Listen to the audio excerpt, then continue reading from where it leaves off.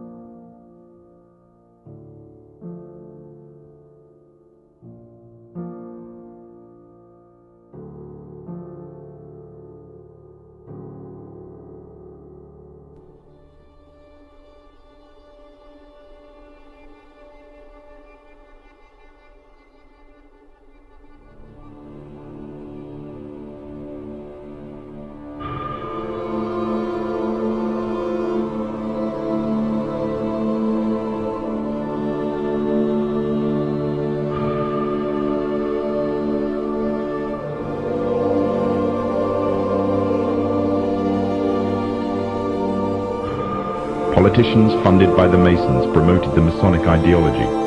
The secret lodges of the Masons were open to members of the French army.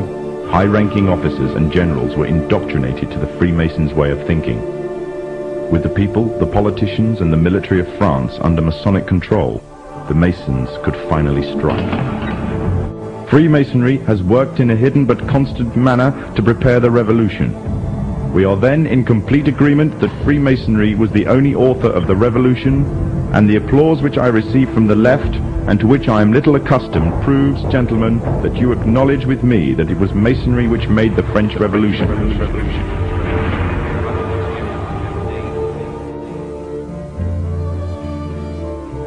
When the so-called founding fathers of America landed on Plymouth Rock, not only did they bring with them disfranchised people, they also brought the Freemasonic elements of Europe. The injustices which the fathers of America were escaping from in Europe was also to be found in the new land, in the form of a tyrannical British regime. In order to gain complete dominance of the new state, the Masons used the same methods to gain control of France. Although the British monarchy was run by the Masons, the American War of Independence was a necessary action, and the people involved in the war were expendable for the Masons to fulfill their dream. Emotions of the people were manipulated into anger, and just like France, anger turned into war. This time, however, previous mistakes would not be repeated. The near defeat the Masons faced against Napoleon and his army in Europe taught the Masons a lesson. Any forthcoming leaders of the resistance must follow the Masonic agenda. The best way to do this was to ensure the leader himself was a Mason, and the leader who took the war to the British was none other than George Washington. On the 4th of July 1776, the Declaration of Independence was made. On the 17th of October 1781, the British were finally defeated and surrendered the colonies to the Americans, and the world's first Masonic state was born, a nation that would represent Masonry in every way.